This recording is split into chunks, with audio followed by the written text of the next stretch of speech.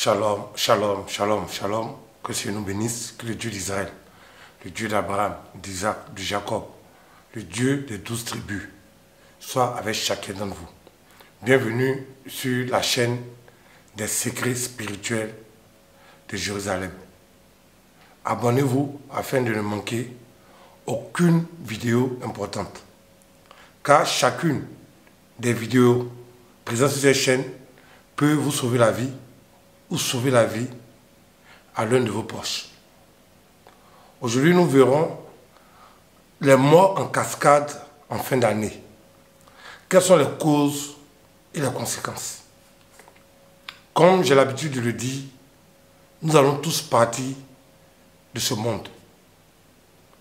La véritable question est, tu vas quitter ce monde par la volonté de l'envoûtement, du diable et des forces noires, ou bien tu vas quitter le monde par la volonté de Dieu. Et on a l'impression que la mort vient de manière aléatoire. C'est-à-dire qu'un beau matin, la mort est contente et elle tombe sur une personne. Et puis la personne décède. C'est faux. Il y a un critère d'élection à la mort.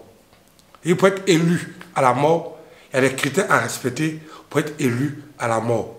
Je parle de la mort causée par les forces du mal. Sinon, il y a la mort causée par le Seigneur, où le Seigneur rappelle à lui ses enfants. Ça, c'est différent. Peut-être il y a la mort créée par les forces du mal, ou bien créée par nous-mêmes. Donc, pour que tu sois éligible à la mort, il faut que tu respectes un certain nombre de critères pour que la mort mette sa gamme sur toi. Pour que la mort mette son esprit sur toi afin de pouvoir t'enlever de ce monde-là. Voyez-vous, je ne suis pas français. Pour devenir président en France, il faut être d'abord français. Français de naissance. Je ne sais même pas si les Français naturalisés peuvent se présenter à l'élection présidentielle en France. Mais ce que je sais, pour être président en France, il faut être d'abord français de naissance. 2, il ne faudrait pas que tu sois trempé dans des affaires louches ou bien dans des scandales financiers. Donc, il y a un certain nombre de critères pour devenir président en France. Pour devenir président en Côte d'Ivoire, il y a un certain nombre de critères. Pour devenir président au Togo, il y a un certain nombre de critères. Donc, dans chaque pays, il y a des critères pour devenir président. Il y a des critères pour devenir député. Il y a des critères pour que tu sois élu maire. Donc, dans le domaine spirituel, c'est la même chose. Il y a des gens, par leurs attitudes, ils sont éligibles à la mort. Ils sont éligibles à une mort prématurée. Ils sont éligibles à une mort catastrophique. On ne peut pas dire même pour ces gens de personnes reposent en paix. Parce que la manière dont ils sont morts là, ils ne sont pas morts en paix. Il y a des gens qui vont mourir, ils vont reposer en paix. Par contre, il y a d'autres, quand ils vont mourir, même dans la mort, ils n'auront pas la paix. Donc, comment faire pour savoir si on est éligible à la mort ou non? Quand je regarde les faits de société, beaucoup de gens se battent, beaucoup de gens luttent pour survivre. Mais en réalité, ils ne savent pas pourquoi ils sont éligibles à la mort. Connaître son mal, c'est commencer à le résoudre. Connaître son mal, c'est déjà la base de la solution. Et beaucoup de personnes ignorent que par leurs actions, par leurs attitudes, par certaines choses, eux-mêmes, ils se mettent sur la liste de la mort. C'est-à-dire qu'ils rassemblent tous les critères pour être éligibles à la mort. Donc, dans cette vidéo, je vais vous expliquer quels sont les critères qui font que quelqu'un est éligible à la mort. Et aussi, quelles sont les solutions. Le premier critère pour être éligible à la mort, c'est le péché. C'est vrai que le péché conduit à la mort. Mais Jésus est la solution au péché. Et parmi les péchés, il y a plusieurs types de péchés. Il y a le péché contre toi-même, il y a le péché contre les autres, et il y a le péché contre Dieu. Donc il y a 3 types de péchés. Le péché contre toi-même, le péché contre les autres, puis le péché contre Dieu. Le péché contre toi-même, c'est quoi? Ce sont les actions que tu poses qui peuvent détruire ton corps physique et ton corps spirituel. Exemple, la boisson. Dans aucun verset de la Bible, on nous a dit de ne pas boire. Dans aucun verset de la Bible. Mais si tu bois de manière exagérée, ça va te créer une cirrhose de foie et au finish, tu seras enterré par une mort précoce parce que tu as péché contre ton propre corps. Voyez-vous. Donc il y a le péché contre son propre corps. Ça, c'est à part. Donc, avant le péché contre ton corps, tu peux raccourcir ton espérance de vie. Ça, c'est à part. Donc ça ne rentre pas trop dans les décès de fin d'année. Maintenant, on va passer au deuxième goût de péché, le péché contre les autres. C'est là maintenant que ça commence. C'est là véritablement le véritable problème. Quand tu pêches contre les autres, toi-même tu crées un karma négatif sur toi. Tu crées un karma qui va attirer des mauvaises vibrations vers toi. Il y a des gens, ils sont dans des péchés que moi je juge inutiles. Pourquoi le péché est inutile? Parce que ça ne t'apporte rien. Le fait de dénigrer quelqu'un, insulter quelqu'un, se moquer de quelqu'un, s'asseoir avec l'emboqueur pour salir l'honorabilité de quelqu'un, qu'est-ce que ça rapporte à les auteurs? Ça ne rapporte absolument rien. Les péchés contre les autres sont des péchés qui font que tu es éligible à la mort. Parce que si la personne n'a rien derrière lui, il n'y a pas de problème. Ça va augmenter ton karma, tu vas le payer. Mais si la personne a quelque chose derrière lui, tu vas sentir le mal, la destruction sur toi dans les délais les plus brefs. Donc le péché contre les autres fait que tu es rapidement éligible sur la liste des morts. Oui, sur la liste de la mort. Le péché contre les autres. Tout ce qui est péché contre les autres fait que tu es éligible rapidement sur la liste de la mort. Par exemple, les calomnies, les commérages, l'ingratitude. Quelqu'un qui t'a fait du bien, qui s'est privé de certaines choses pour te faire du bien, et tu le détruis, tu le dénigres, tu ne reconnais même pas le bien qu'il te fait, tu es rapidement éligible sur la liste de la mort. La mort ne choisit pas ses victimes au hasard. Il faut que tu respectes un certain nombre de critères. Et parmi les critères là, il y a le péché contre les autres. Quand tu causes du tort aux autres, tu causes du tort à tes frères, à tes soeurs, à ta femme, à ton mari, à plein de personnes autour de toi, tu es éligible à la mort parce que tu es inutile sur la terre. Au contraire même, ta présence sur la terre fait que tu détruis la vie des autres. Donc tu es éligible automatiquement sur la liste de la mort. Le péché contre les autres. La Bible dit, si tu sais que ton frère a quelque chose contre toi, va te réconcilier avec lui avant de venir prier. Tu sais très bien que tu as fait du mal aux gens. Des hommes t'ont fait confiance. Des femmes t'ont fait confiance. Et tu as trahi ces personnes. Tu es éligible sur la liste de la mort. Tu es éligible. C'est-à-dire que si on a voté pour la mort, toi, ton nom sera en premier. Parce que tu es inutile et ingrat. Tu as un mauvais fond. Tu as un cœur mauvais. Donc tu es éligible sur la liste de la mort. La deuxième chose qui fait que tu es éligible sur la liste de la mort, c'est la sottise. Le fait d'être stupide. La stupidité se définit comme quelqu'un qui est incapable de réfléchir raisonnablement, mais de réfléchir correctement. C'est ce qu'on appelle la sottise. Quelqu'un peut avoir un grand diplôme et puis être sot. Quelqu'un peut ne pas être allé à l'école et puis peut être sot. Donc la sottise n'est pas forcément liée à notre instruction. Quand tu es sot, tu es sot. Quand tu es rempli de sottise, tu es rempli de sottise. Peu importe ton niveau d'instruction. Et cette partie-là concerne beaucoup les chrétiens. Peu importe leur tendance chrétienne. On dit souvent chez nous que on ne change pas une équipe qui gagne. Et une équipe qui est toujours victorieuse, on ne la change pas. Nous constatons avec amertume que ça ne va pas. En Afrique, on est soumis à toutes sortes d'oppressions. Sociales d'abord, la pauvreté, les difficultés et tout ça. Au-delà de cela, on est soumis aussi à la sorcellerie, aux liens de famille, aux liens ancestraux, à la magie noire, au vaudou, au fétichisme. Donc on est soumis à tout ça. Un chrétien français, lui, il s'en fout. Il n'est pas lié à ces choses. Mais nous, en Afrique, on est lié forcément à ces choses. Ça fait partie de notre quotidien. Donc un chrétien africain, ou bien guadeloupéen, ou bien des Caraïbes, ou bien d'Haïti ou autre, doit fournir beaucoup d'efforts pour maîtriser sa vie chrétienne. Non seulement il doit se débrouiller pour devenir un chrétien plus ou moins bon, et en même temps, il doit résister aux forces du mal qui pleuvent de partout sur lui.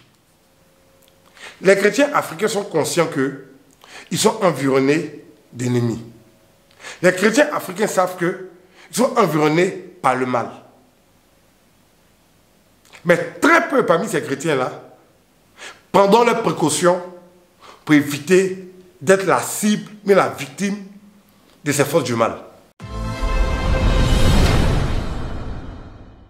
Vous savez, nous les Noirs, comme je dis toujours, on aime tout ce qui est jouissance. C'est-à-dire que quand on ne partait pas à l'église, on passait notre temps à aller danser en boîte de nuit. Quand on a accepté Jésus, on a commencé à danser maintenant à l'église. Et tout ce qui est plaisir, jouissance, on est dedans. Et le vrai problème des chrétiens africains, c'est la jouissance. Donc, c'est cette vie de jouissance-là qui va causer un jour notre perte. Vous partez à l'église depuis des années. Rien ne change dans vos vies.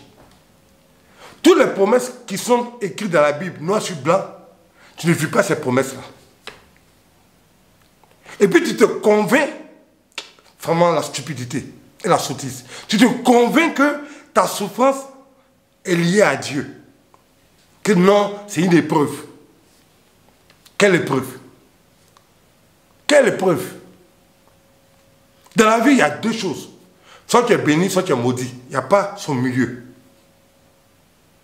Ils vivent des situations catastrophiques. Et ils font les mêmes prières inutiles, avec les mêmes pratiques spirituelles inutiles depuis des années. Et quand la fin de l'année arrive, Éternel mon Dieu mon roi, Éternel mon Dieu mon roi, Éternel mon Dieu mon roi. Donc nos pratiques spirituelles sont à la base de nos problèmes. Des choses que vous n'avez jamais vues dans la Bible, c'est ce que vous pratiquez. Ce que même Israël a reçu la révélation de Dieu, qui a marché avec Dieu pendant des millénaires, qu'on vu Dieu, on vit les miracles de Dieu. Je n'ai pas dit vos miracles de Yopougon Jesco, hein. Je n'ai pas des vrais miracles. Pas des vrais miracles. Qu'on vu la main de Dieu pendant des années, Dieu leur dit, si vous voulez voir ma main dans votre vie, voilà comment vous devez marcher.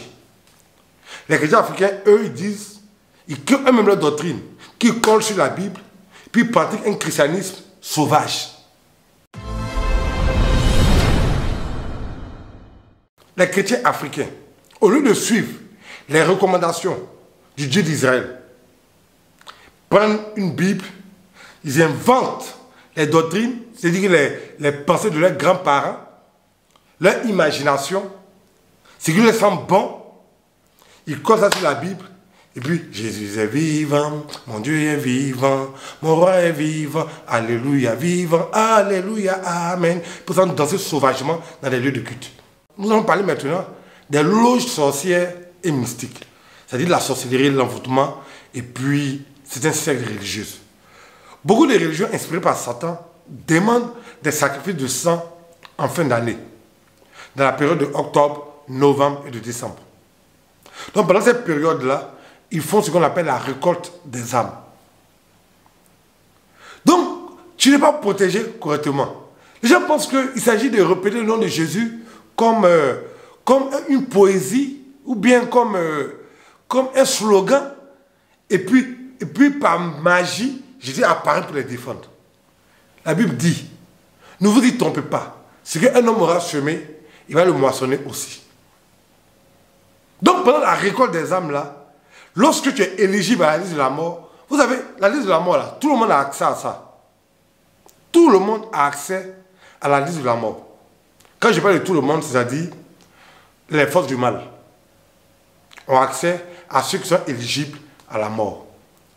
Les anges d'Israël savent ceux qui sont éligibles à la mort. Donc, que ce soit le royaume de Dieu ou le royaume du diable, on sait ceux qui sont éligibles à la mort. Parce que ce sont leurs propres parties spirituelles, leur propre comportement qui les inscrit sur la liste. Donc la liste est là et puis les noms apparaissent dessus. Quand tu poses des actions qui font que la mort doit venir vers toi, ton nom apparaît sur la liste de la mort. Les forces du mal ne font que regarder dans la liste.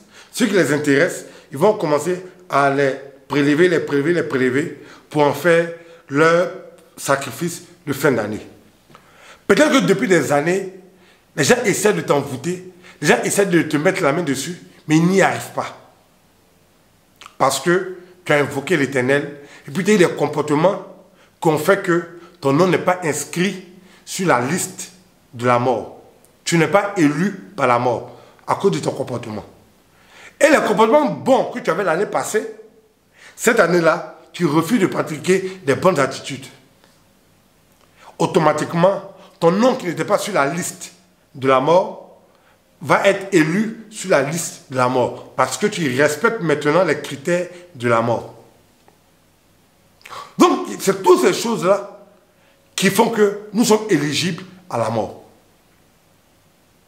Sinon, quelqu'un qui a de bonnes pratiques spirituelles, quelqu'un qui évite de faire du mal à son prochain, quelqu'un qui prie correctement, qui appelle Dieu correctement, qui est protégé correctement, mais n'a pas d'inquiétude à avoir.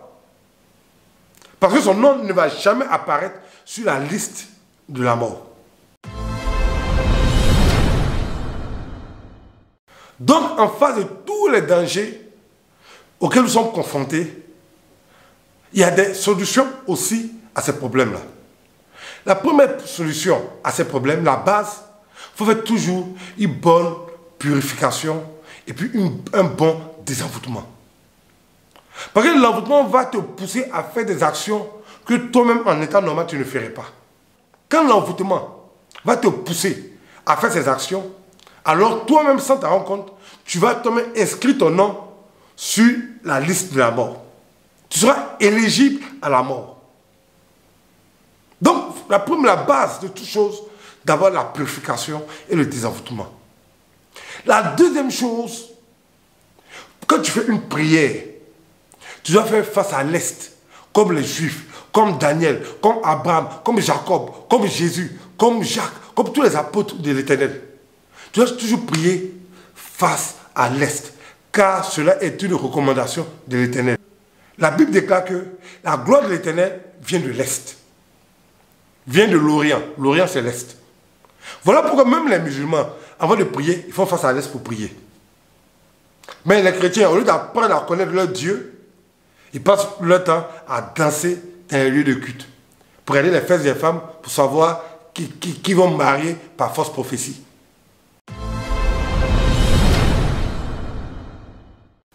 Chacun de nous, on fait leur effort depuis janvier jusqu'en octobre pour bien se comporter, pour plaire à Dieu.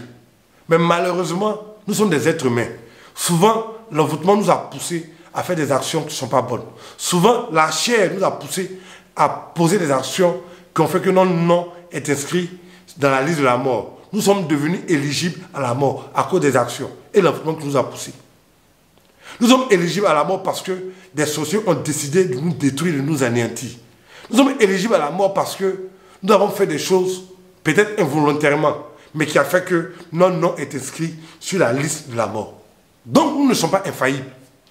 Nous pouvons faire des erreurs, nous pouvons avoir des manquements. On peut faire des fautes.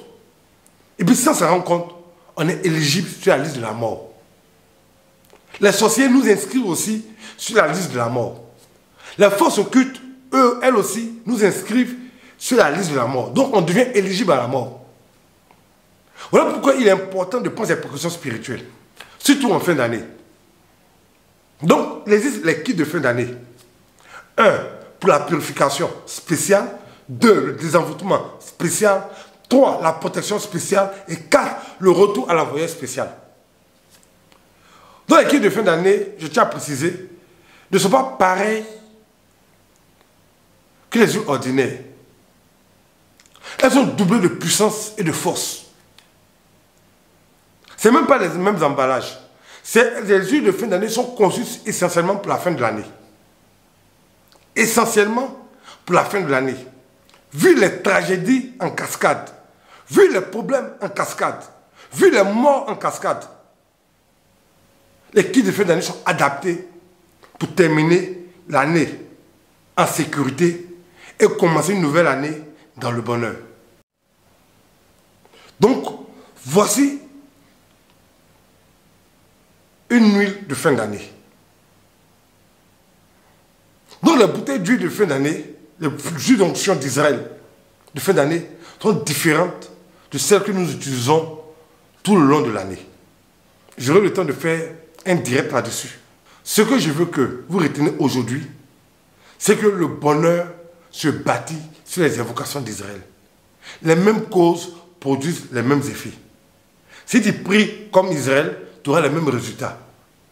Que chacun se prépare pour ses kits de fin d'année. Que chacun se prépare.